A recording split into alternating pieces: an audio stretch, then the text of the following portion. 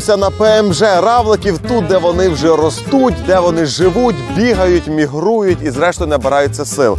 Ось такий мальок в травні місяці ми залишаємо тут, а подивіться, що ми маємо вже в вересні. Зараз я вам це покажу, тут треба дивитися обережно, щоб на них не наступити, бо їх насправді тут дуже багато. Ого! І це тільки під одним щитом. Подивіться, скільки їх тут знаходиться, як їх тут багато. Ну, слухайте, мені здається, урожай цього року вдався.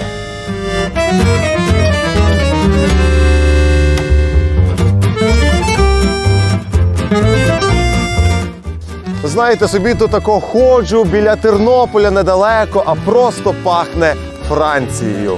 А toi, à la façon que tu es d'être vrai, à la façon que tu es d'être moi, à ti mo tempo difficile.